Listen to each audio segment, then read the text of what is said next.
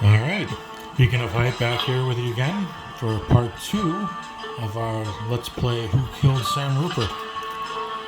And if I remember correctly, where we last left off, we had already completed all interviews with the 8 likely suspects and gotten obviously the report of the murder, which is kind of it's just a formality of always watching that. Today, we're going to basically start with a clean slate with all the information we already have from the previous gameplay. That way we can kind of take advantage of the clock because it only gives us 6, quote-unquote, 6 hours of time to solve the murder.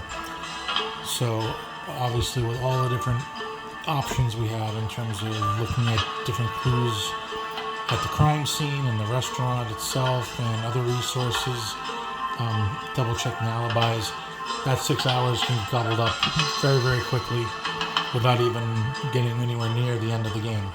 So the idea is to essentially pick your shots and discover the best ways to bring yourself to the press conference so you have all the information you think you need to pick the murderer. So I think today what we're going to do is we're going to start with the crime scene. If you'll notice, while I'm still working with the iMac, I did find a way to zoom in a little bit better on the screen because it is very small, and zoom in a little bit better. So hopefully that helps with. I know that sometimes the iMac screen on this recording is kind of has the tendency to look like almost like a little light show. So I do apologize for that. If I knew any way to diminish that, I would, but it is what it is, unfortunately. So this is the crime scene where obviously our victim Sam Rupert is here sprawled out, and you'll notice, like I said last time, that the ear icon here. You see, when you click on that, it actually does. In this case, it tells you where you can click on different parts of the room to focus in on, and that'll in turn give you the option of getting more and more details about elements of the crime scene. If you don't want to use that, you can obviously click wherever. It doesn't have a highlight option where the arrow changes to any other kind of icon that tells you that this is an area you can click on. It just kind of is a guesswork thing. So just to start off, we'll click over here on the victim's head area. So here it kind of does zoom in, mostly looks like on his jacket. So obviously when you focus on a certain area, certain aspects become available that you can see are highlighted versus what's grayed out. And that will tell you that those grayed out options are things that we can't gather any clues from this particular area based on those elements. So obviously it looks like the fingerprint option gives us a hit. That gobbles up 5 gameplay minutes. So it says here, no fingerprints were available on the jacket or pants. Set of unidentified prints on the victim's tie. Unidentified prints do not match identified prints on candle. Which, again, some of these, this is another way to maybe save yourself some time. Sometimes certain notes like this kind of disclose something that we probably otherwise wouldn't have known because we didn't click on a candle yet, right?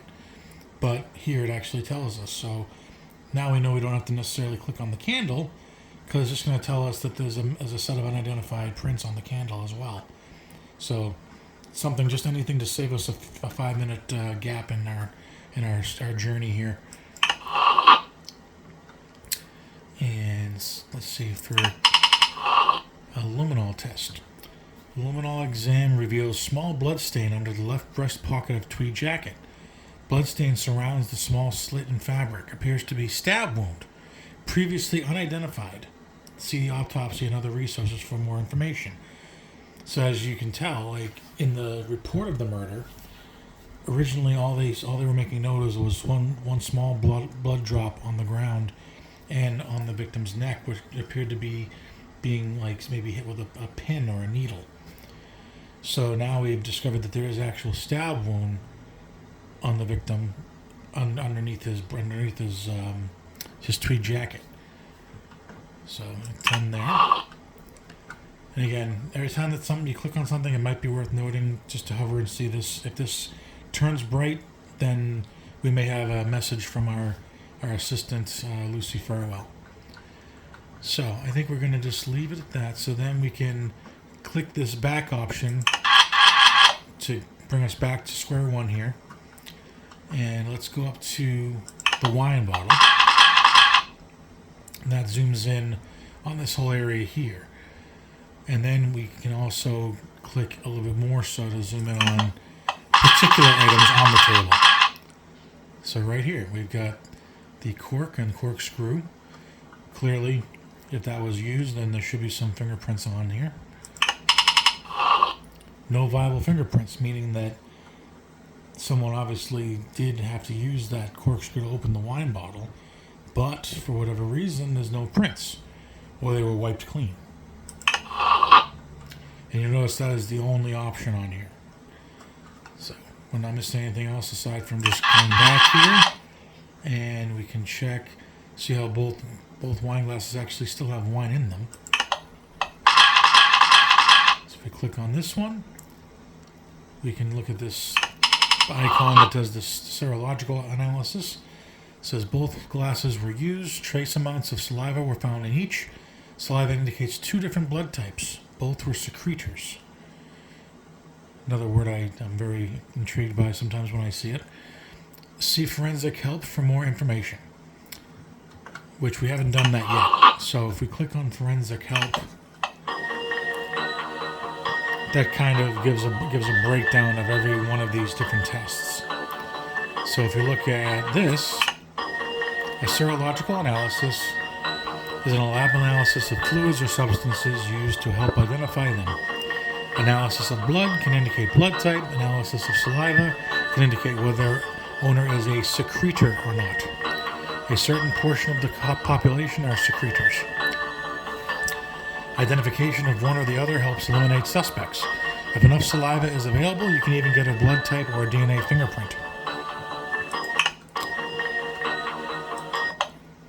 So, let's look at the fingerprints. Glass on the victim's right has several sets of victim's print. Glass on the left has no prints. So meaning that obviously the murderer was the likely drinker or proposed drinker of the glass on the left. And they've obviously been wiped clean. Or, one other option is that the victim poured this wine and that glass was never even picked up for its intended user.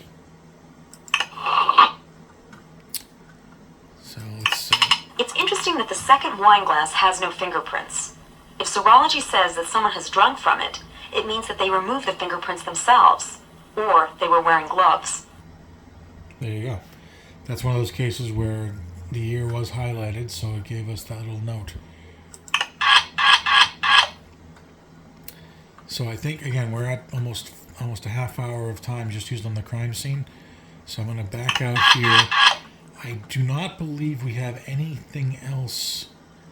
While there are things we can note as far as like elements of the room, we are not going to proceed any further for the sake of time.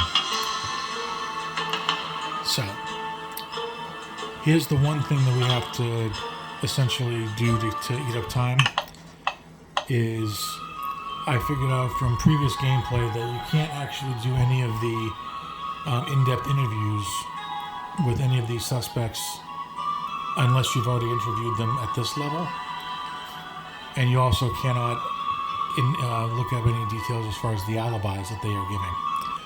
So we are going to just go ahead and click on each of these and just do it to utilize the time, and then we won't even bother doing the gameplay, the actual interview play, because we've seen it already. So let's just click on the cleaning lady. Your name and relationship to the deceased? So we just hit done. Obviously, it gives us credit for having viewed it, even though we just kind of cut it off right at the helm. Mater D. Your name and relationship to the deceased? It's just an hour of time, Detective. 5 hours left. And let's try and get the head chef Your out name and of here. relationship to the deceased? Alright, so, again, since we can only do up to 3, I'm going to try to space these videos out so that maybe we can have a video that comprises as many of the in-depth interviews up until the time we actually do discover the murderer.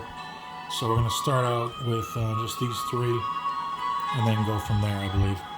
So, having done that, we can go back, and now we can click on Alibis. And this is where essentially the alibis that they have given, or maybe not given, are vetted by our assistant Lucy Fairlight. This alibi checks out. I talked to several members of the Stitching Club who saw Adelina Casados leave with Dolores Ruiz. Mrs. Ruiz reports dropping her friend at home at 10:30. Mr. Casados was home with friends. They in turn report that they left a short while later. This all matches up.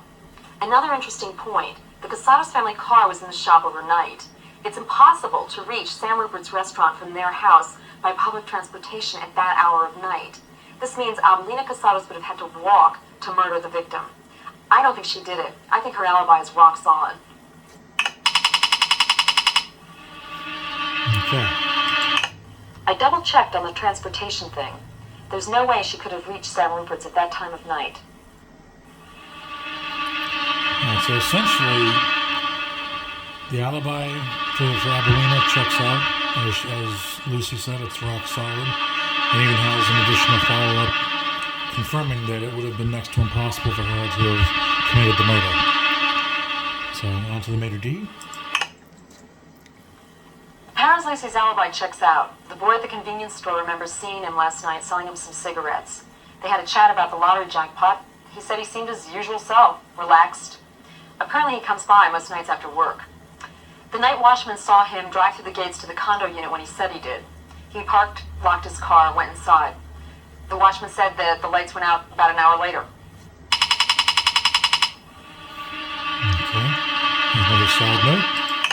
Paris Lacey lives only a half mile from the restaurant. He could have gone on foot through the woods. My only problem here is motive. He's not going to benefit from the victim's death.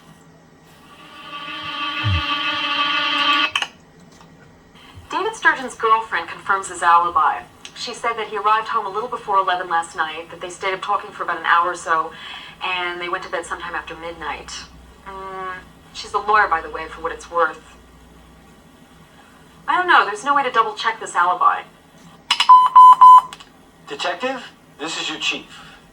Just a reminder, you have 4 hours left to investigate the case.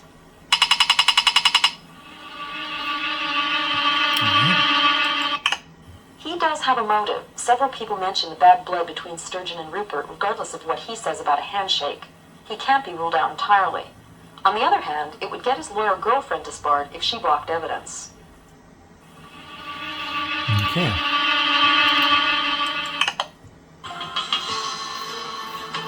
So with that, I think we can also look at other sources, which this here is just a breakdown of various things. One that I've found that we always usually have to make sure we look at, albeit briefly, for the sake of the press conference, is the autopsy report, because there's going to be questions that we may be asked that have details that only the autopsy will give us, as well as the warrant application, because it's going to look for specific time of death and things of that nature. So, again, I apologize that this screen is what it is as far as the iMac, but essentially this is just a breakdown of the autopsy, and they made a point, for some reason, to have the pages not all, it's not like it's like looking at a nice clean Word document. It's actually slanted in some cases, so that you might not be able to even read all of the page, obviously. So it just shows that the site of death, wine cellar of Sam's, a restaurant at 911117 Alameda Canyon Drive, owned by the deceased. So then we look at the next page. This shows that he had $300 in new $50 bills on his person. a receipt from the jewelers where there was this, again, a one diamond solitaire ring worth $42,000. Again, something that we may be asked at the press conference. It says upper left pocket contains the small blue velvet box containing the ring. Jacket and a shirt.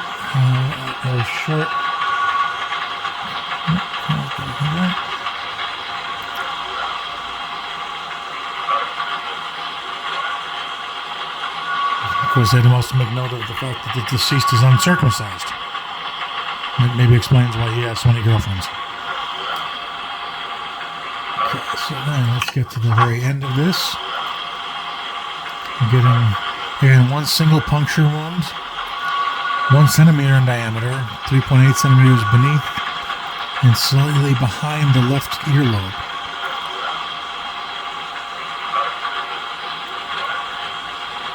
There appears to be some very slight bruising on the lips with minor swelling.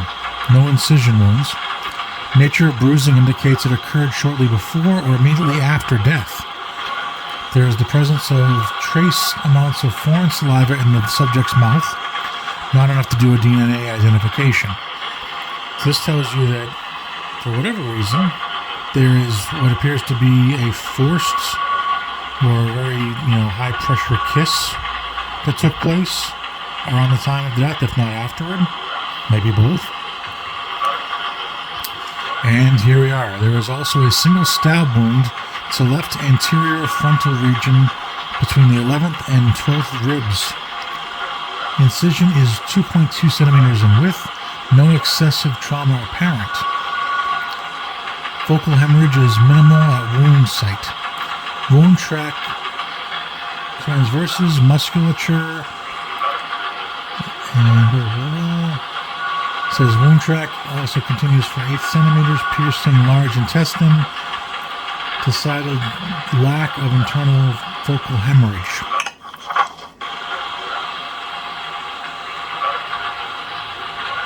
And here's the weird one that where we have the pathological analysis where it explains that the puncture wound on his neck is actually the cause of death. And the total lack of focal visceral hemorrhage on the stab wound indicates the stab wound occurred after the death, meaning that it appears the murderer stabbed the victim with a knife to make it look like that was the cause of death.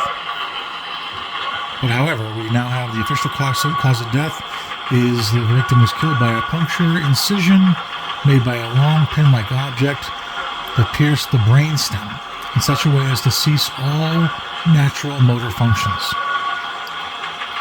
So there we are.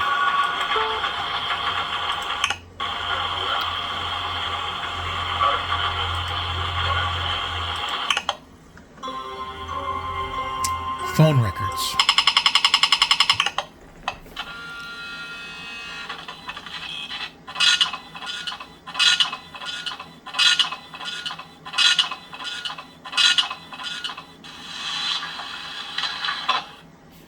Okay, so we're not going to click on all these again because now we're getting close to the halfway mark on our gameplay. So, we can obviously look at some of these and figure out that maybe some of them aren't really going to be applicable or needed to the investigation. One thing of note is 4 different calls from Mimi Andrews, all within pretty close proximity to each other, all the way up to almost 11:30 the night of the murder. But the most interesting of note, it will be at the end, but let's look at this one. This call came at 6:03 from Samuel and Leah Rupert, which obviously is the home phone number of the victim. Hi, Uncle Sam. This is Belinda. I am really excited about dinner tonight, and Mom will drop me by around 8:15 if that's okay with you. Okay, clearly that was Sam's niece, who his wife Lily had confirmed kept a dinner date with her uncle at the restaurant, which is what this call was making reference to. So it's actually that is, it's important to see where the call came from and what the context was, but it doesn't really confirm or provide anything of note for the investigation. So let's go with the calls, all 4 from Mimi and the last one here. But Sam, I've got something real important I need to talk to you about. I'll try again later. Sam, it's me again. Detective, 3 hours down, 3 hours to go. Sam, we need to talk tonight. I'll try this number around 11:30. If I don't reach you, please call me. and true to her word, at 11:29. This is the first call that came through from Mimi Andrews. He picked up, so there's no phone message, and he stayed on the phone for about 7 minutes. So there you go. And this one here, at a very, very close time frame to the murder, comes from a phone booth on Alameda Road. This call lasts only 8 seconds. It came from a phone booth on Alameda Road. It's almost like someone was checking to see if Sam Rupert was in. It's my guess that the murderer made this call.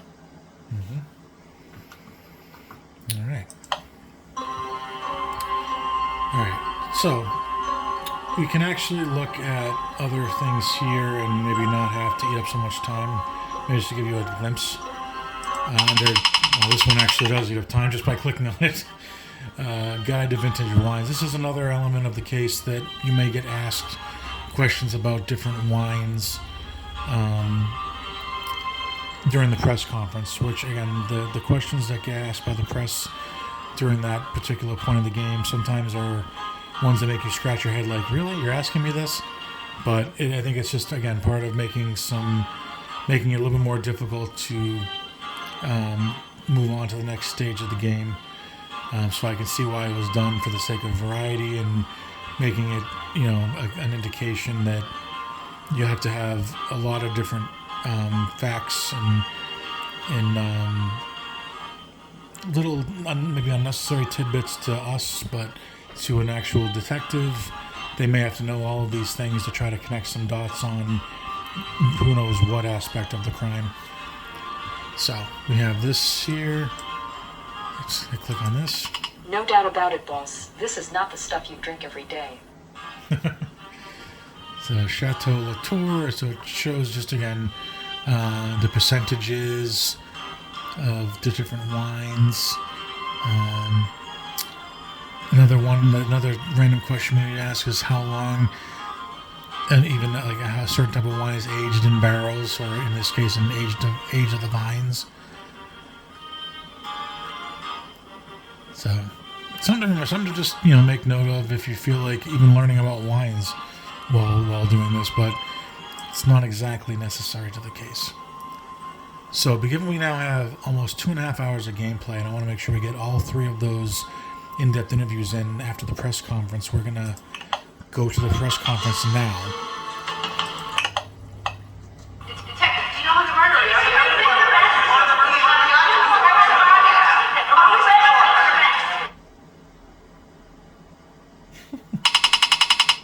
How many suspects had the blood type A positive? Now, see, this we don't know, because we didn't look at those particular elements of the case. So some of this is going to be guesswork. I want to say that it's 2. Why did Acme Trucking call Mr. Rupert's private line? See, had we clicked on that message, we would know the answer, but we didn't. So I think we're going to guess. Let's see, to ask about picking up a used oven, make an appointment to discuss moving some rare wines, check and see if the antique Chinese chest arrived in good condition, to arrange the delivery of fruit later that day. If it's a trucking company, I would assume that maybe it has something to do with a chest. And I'm wrong. Suspect is B negative. Alright, let's see. Which suspect is B negative? Let's try Blake. Oh boy. What time was Mr. Rupert called from a phone booth last night? See, this one we actually do know. It was at exactly 11:52 p.m. What time did the chef leave work last night? If we remember from the from the original interview with David Sturgeon, I want to say that he finished up at around 9:30. I could be wrong. According to his driver's license, what was the victim's age?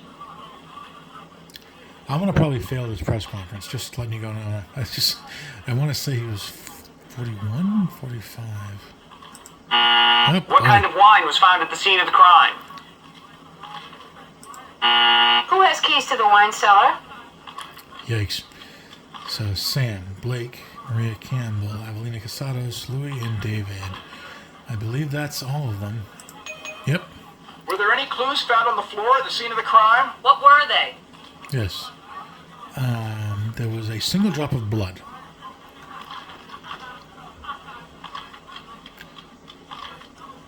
Well, was it with some fibers or fingerprints? I'm inclined to think fibers. How far does Avelina Casados live from Sam's restaurant? Oh, see, I need to start making notes because that was actually noted when we looked at the alibi checking out. I want to say it was 14 miles. I'm wrong. They really beat you up out there. Yes, they did. If I were you, detective, I'd do some more investigating. All right, let's try this again. Detective, do you know who the murderer is?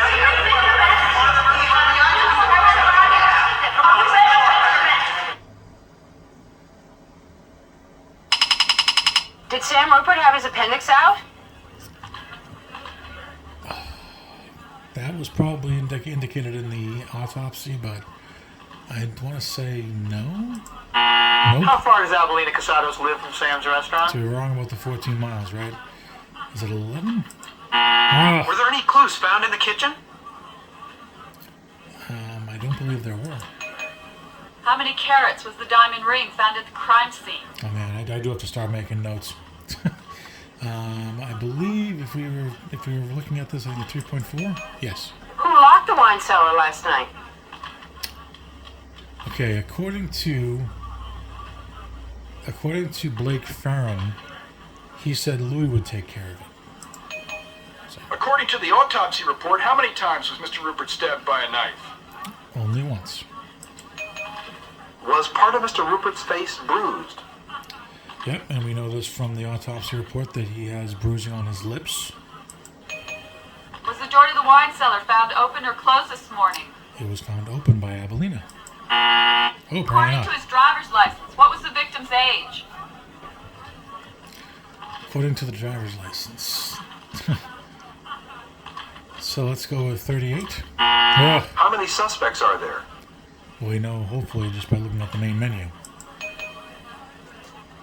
They really beat you up. Oh, man. If I were you, detective. Detective, do you know who the murderer is? Well, I guess this is the benefit of doing this live and not editing. You can see how often I had to do this. And again, sometimes you'll get the same question, sometimes you'll get a whole different set. So, no. Were there any clues found in the main dining room? No. Was there a knife found anywhere on the premises? Where was it found? This, I will tell you, this is from my own multiple times playing this game. And for the sake of later on when we have to ask David about this, there was a kitchen knife found in the men's room in the trash. Did any celebrities eat at the restaurant last night? For this one, we actually do not have that knowledge. There's nothing that's on a guest list that says anything about a celebrity. So we're going to hit I don't know. Why is the chef a suspect? So we know that he was having business differences with Mr. Rupert recently.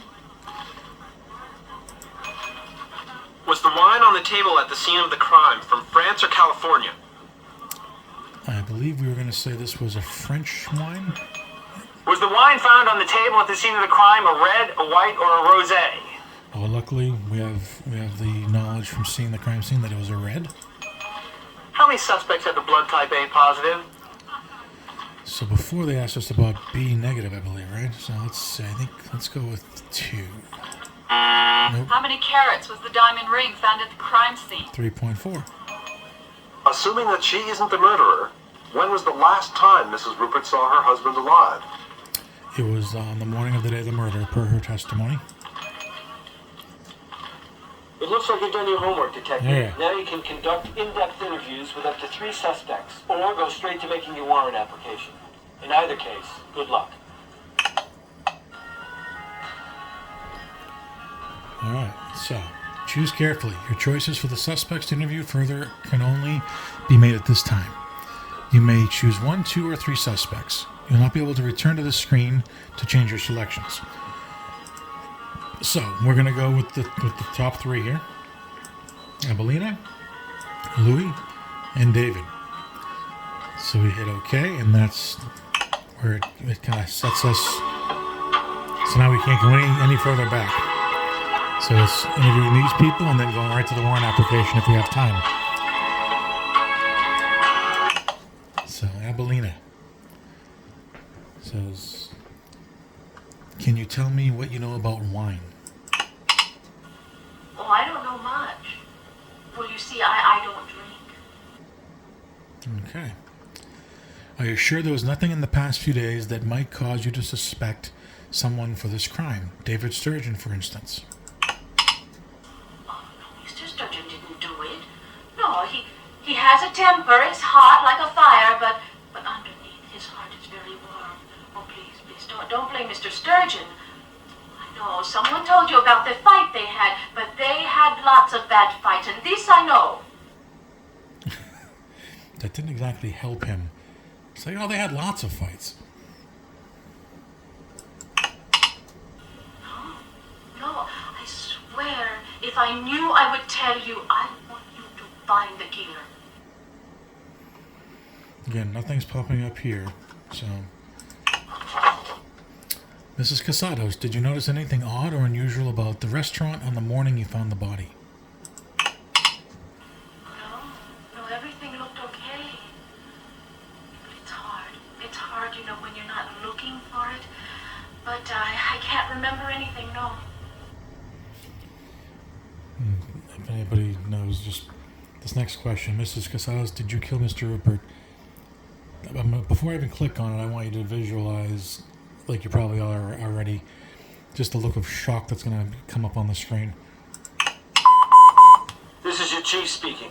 The mayor is all over me. Only 2 hours left to solve this murder. Get me somebody. Me?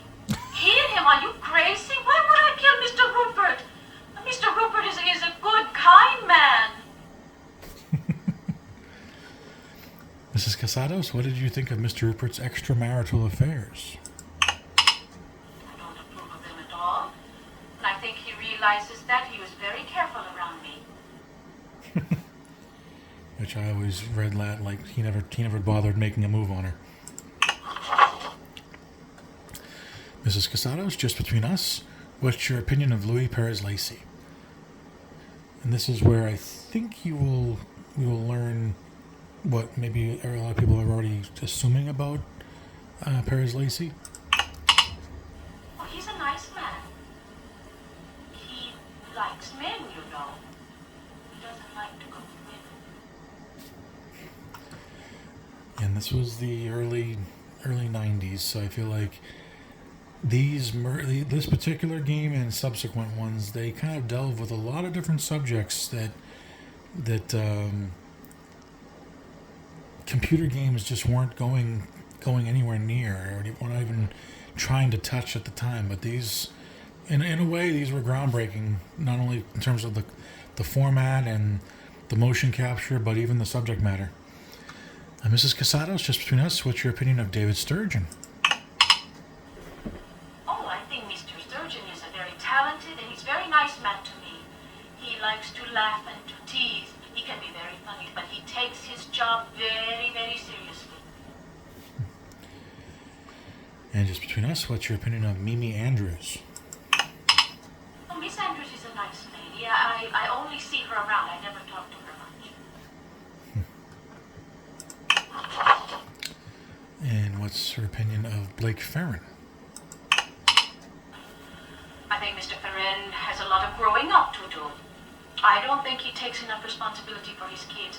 Last year, his ex had to come to the restaurant to beg him for the payments for his children. Mr. Rupert made the payments, I saw it. No, I don't care very much for this kind of man. That's interesting to note that she witnessed Blake Farron's ex-wife coming to the bar or coming to the restaurant to seek the payments that she was owed for the child support, and Sam actually made the payments for him. And one last time, what's your opinion of Lily Rupert? Well, she's a very nice lady. She's a very sad lady. She doesn't come here very much, only on her birthday, maybe Thanksgiving. Okay, and what's your opinion of Maria Campbell? Well, I think she's smart and efficient, but she's a little cool. I don't trust her 100%. But she's very devoted to Mr. Rupert.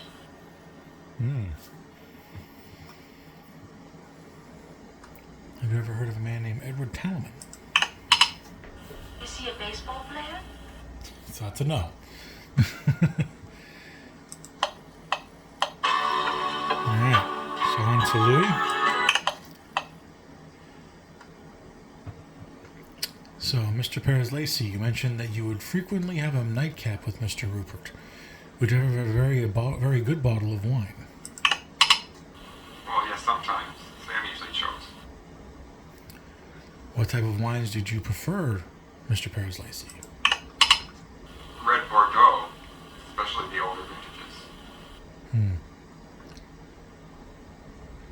It says, can you please think back and tell me if there were anyone else you might have wanted, if there were anyone else who might have wanted Sam Rupert dead, someone besides Mr. Talaman. We've been arguing with David the chef recently over his contract, but between you and me, it's all thunder. I don't think David had the backer, at least not one with the kind of money he needed to start his own place. Anyway, Sam and David are both strong people. They often argue over the years. And that's one thing, yeah, you'll notice that each suspect during their interviews, they all had their own particular reasons for suspecting another suspect. In Louis Perez-Lacey's case, the main thing that stuck out from his interview was that interaction with Edward Talaman. Very little got mentioned about the fights over the David Sturgeon contract or anything else that was going on around him as far as his marriage. So it's another thing to note that how some suspects have tunnel vision or just a one-track mind about who they believe is the killer. It says, do you know that your fingerprints were found near the crime scene? Here comes a shocked face. They were? Says, no, nothing of note. Can you tell us what your fingerprints might be doing on the stairwell to the wine cellar? Well, I frequently go down there if things are hectic to get a bottle for someone, especially at lunchtime. I may have touched something somewhere. And that's, it's very, very plausible, and I don't think it's very damning of a piece of evidence. It says, Mr. Perez-Lacey, do you know who Sam Rupert's murderer was? Don't you think I would have said something? I love Sam. And there you go. Kind of confirms, what we were all thinking.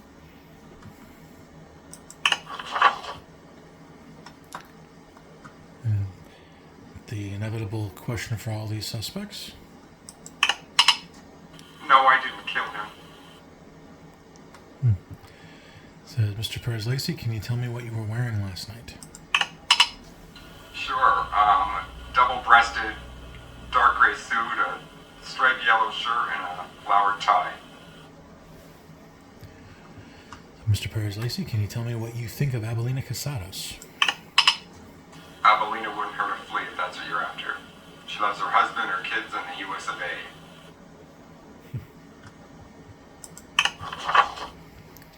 This is essentially, it's all the same question about what their opinions are of the other suspects, in this case, David Sturgeon. He's temperamental, like all the great chefs.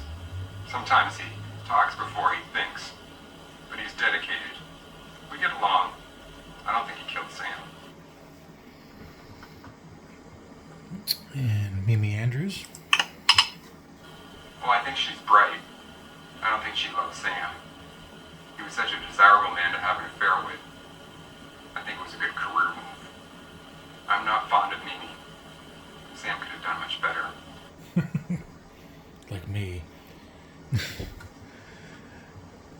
Mr. Paris-Lacey, can you tell me what you think of Blake Farron? I get along well with Blake. He's professional and he handles the bar well. And that's not an easy job to do. This is a good job for him. And he always says so.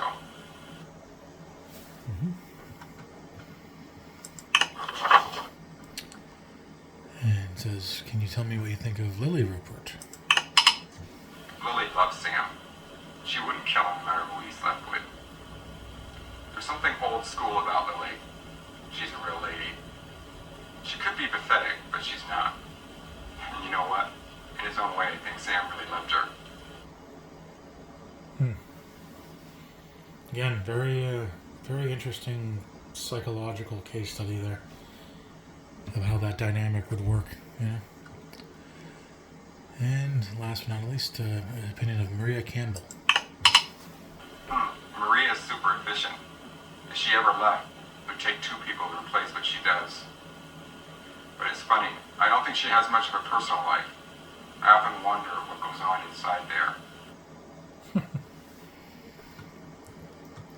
Does it mean inside of her head, or inside of her apartment, or... Alright, and now, the head chef, David. Would you characterize your argument with Mr. Rupert as bitter? Man, we both said things we shouldn't have. But it was a serious disagreement between 2 adults, and Sam liked to get things his way. We did cool down at the end of it in shade. And do you know a lot about the fine wine? I have to know some. It's my job. My special interest, if you could call it that, is California's, reds and whites both. Okay. Did you have anything to do with ordering wine for the restaurant? No. Sometimes I'd taste a new wine that Sam was considering for his list. Very occasionally, he'd open a great bottle and we'd taste together. He loved old red Bordeaux.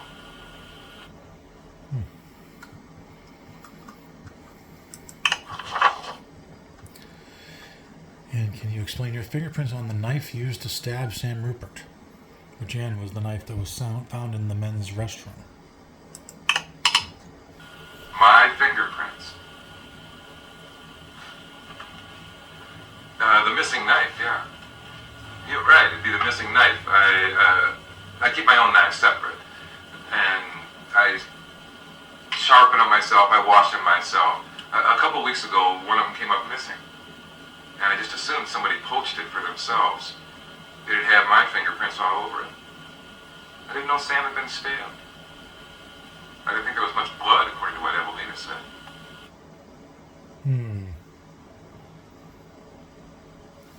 So there was a moment of hesitation there, and almost like he was trying to figure out a way to spin it. Says, can you tell me what you think of Lily Rupert? I don't know Mrs. Rupert. We've only met a few times. She hardly comes to the restaurant at all. I would wonder why. What can you tell me about Blake Farron? He's a good guy. Takes the job seriously. I was surprised at what I heard that day about stealing from the till. He's not the dishonest type, or at least he doesn't come off that way.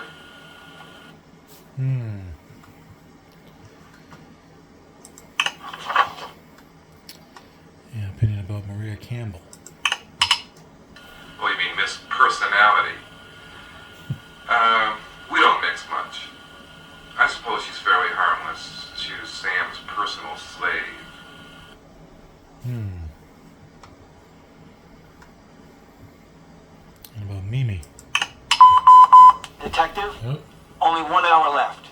You have a suspect, I assume. Good looking. Kind of hard. Sam liked him that way. Maybe she'll be coming to the end of her time with Sam. He usually lasts about a year and a half before he moves on.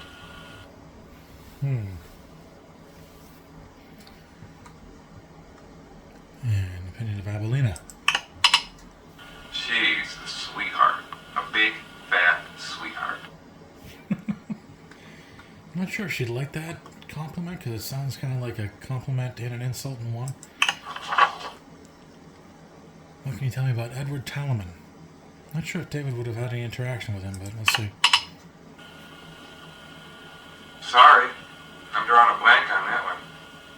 He's a new waiter, is he? There you go.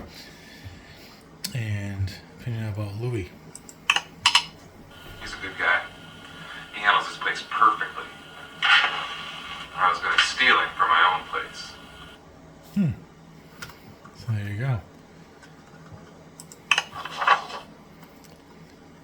And here we go. Did you kill Sam Rupert? Yeah, I've been lying all along.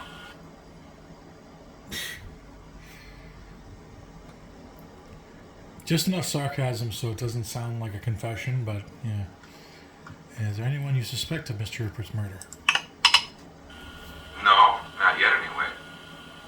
You tried asking a psychic?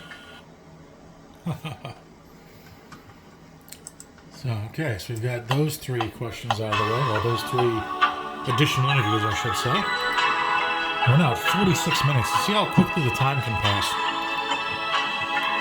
And down to 49 gameplay minutes. So, for the warrant applications, we're gonna try to get the three people that we just did our interviews with, and see if we can essentially get a warrant to arrest them, and see what the results are. So we can start with Evelina, the cleaning woman, who I believe probably if you're watching this, she's the least likely suspect based on a multitude of things, but not just the fact that she doesn't really have a motive, but she wasn't even really in a good position as far as where she was at the time of the murder. And just, all the factors considered, seems like she's really harmless, but we'll see. So we're going to say confirmed by interested party, because she was with that stitching club and with her husband. The motive, we'll come back to that. So the weapon, we know the weapon, regardless of who we select here, was a hat pin. And it was around midnight. So let's see. Anger is an easy one. But let's see. I think anger, we'll just go with that because, we can spin it like she wasn't a fan of his infidelities and maybe felt the time was up that he couldn't do that anymore and decided to take the law into her own hands, right? We'll find out. Detective, you have a half an hour to go. Yes. Only 10 minutes before you have to file your warrant. This suspect does not have a motive that I can see. She also has a rock-solid alibi supplied by disinterested parties. I suggest you find a more likely murderer, Detective. Wow. I don't know what happened there.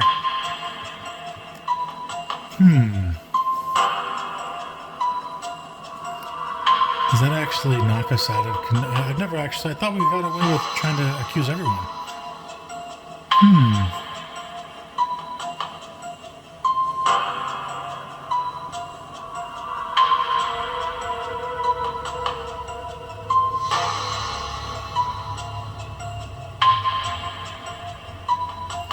Well, we'll come back to her, I guess. So for Louis, confirmed by interested party because he did go to that corner store. Let's see. So maybe it was jealousy.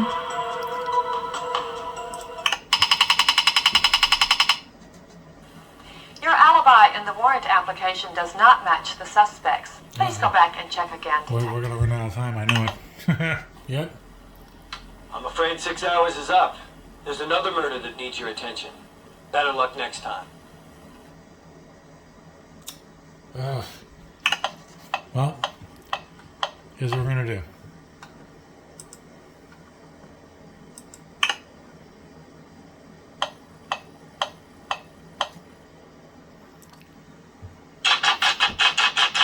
Looks like this is going to be an hour-long video, so bear with me.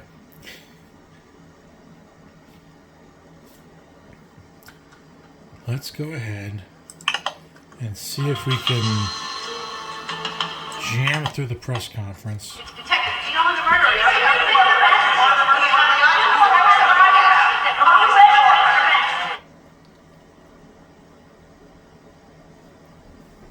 So this happens anytime we really try to jump the gun. It says you've used less than 3 hours of actual gameplay. You sure you want to go through with this?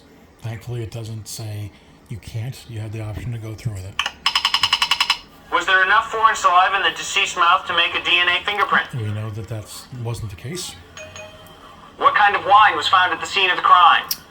And it was a Chateau Margaux? What's the estimated time of death? Near midnight. Were there any clues found on the floor at the scene of the crime? What were they? Some fibers and a drop of blood.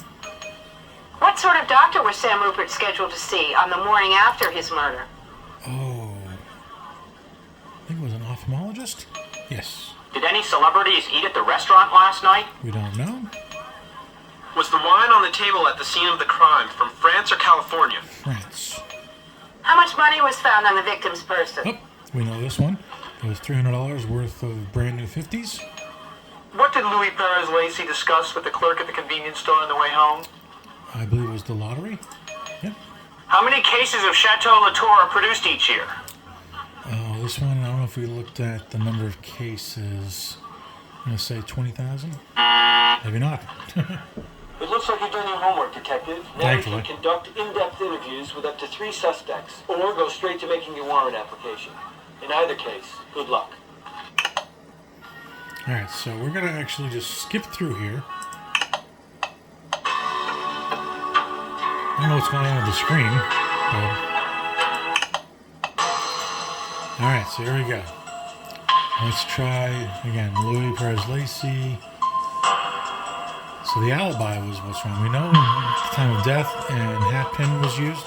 So it's really about just picking somebody and then getting the alibi and the motive correct. So with the motive, we're going to pick jealousy because based on his own testimony and other people's observations of him, it seems that Louis actually did have a bit of a crush on Sam. And if not, maybe felt even stronger about him. So we're going to go with... Originally we tried to confirm by interested party. That didn't work. So we're going to try confirm by... But confirmation is shaky. Suspect was not present for a time near estimated time of death.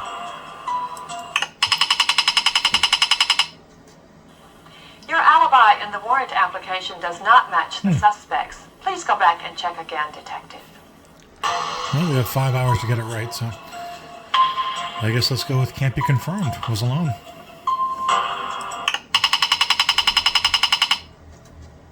Good work, Detective. You've put together quite a case. I grant you a warrant to arrest the suspect. I hope you found your murderer.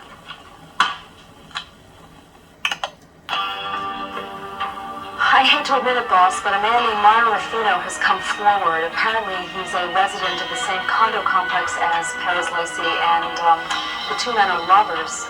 He was waiting in Perez Lacey's apartment last night and spent the entire night with him. This gives him a rock-solid alibi. He didn't do it. You still have time to make another arrest, Detective. Good luck. So there. So that confirms that Louis is not the killer. He actually, at first was testifying that he only spoke with the boy at the store, and then was alone. He actually did have a confirmed alibi because his boyfriend was waiting for him at home. So here we go. Let's try David Sturgeon. Again, midnight. Hat pin. To break a contract, easy enough.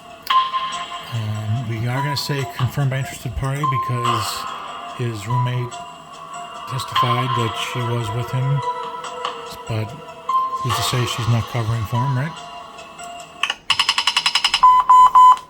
You've used an hour of time, Detective. 5 hours left. Good work, Detective. You've put together quite a case. I grant you a warrant to arrest the suspect. I hope you found your murderer. Mr. Sturgeon failed to admit something when he spoke to us. Apparently last night when he got home, he didn't talk to his girlfriend. They had a huge fight. Some neighbors actually called it in, and the cops showed up at 11:45 when apparently half his stuff was out on the street. When they left at 1:45, well, he was still there. It wasn't possible for him to be the murderer. You still have time to make another arrest, Detective. Good luck.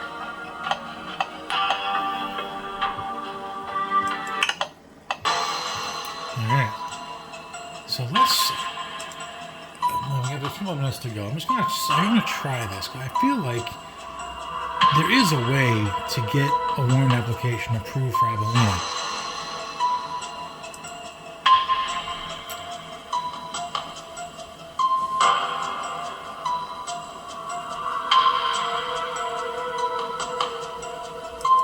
I'm gonna try this one out. And try anger.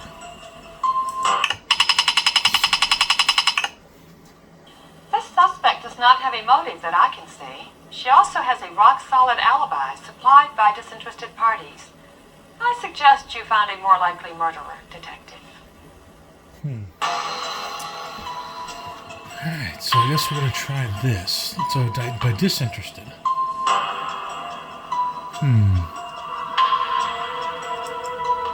Let's try love. This suspect does not have a motive that I can see. She also has a rock-solid alibi supplied by disinterested parties. I suggest you find a more likely murderer, Detective.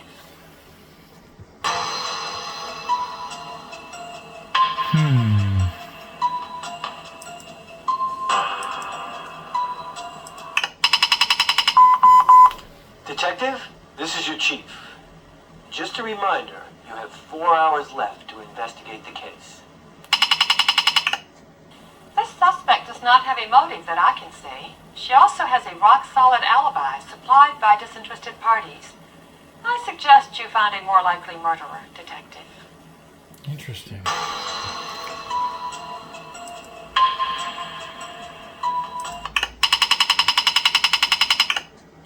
This suspect does not have a motive that I can see. Okay. Well, I will say the weird thing about this is that I believe Abelina, in one of the videos where it shows how to play the game, it actually even shows it getting to the point where a warrant is issued for her arrest. So I'm wondering if I'm just not finding the pattern here. I'll have to maybe play around with it some more. But at least we know going into the video, we've covered the crime scene and we've gotten through the press conference, albeit after multiple attempts, and got the 3 interviews out of the way with Abelina, Louis Perez-Lacey, and David Sturgeon. So next installment, we're going to actually see if we can fit the remaining suspects into the interview process. Maybe kind of jump through the warrant applications and maybe get the whole case solved by that point. Because all we have now left in terms of the in-depth interviews are Lily Rupert, Mimi Andrews, Blake Farron, Maria, and Edward. So we'll see if we can fit those guys through. Maybe have to do like a speed run. You guys have seen kind of the meat and potatoes of the gameplay, so I'd say we can probably start rushing through some of the additional videos because you kind of have an idea of what we need to do. And hopefully I'll be upload more frequently. I do have a regular full-time gig, so getting an upload done on a weekly basis has been the target lately. But I'll try to see if I can fit a few more in so it gets to be a little bit more frequent than just one a week. But in the meantime, thank you for watching. Please feel free to hit a like button and subscribe. Do whatever you can to support the channel. This is Beacon of Hype, signing off.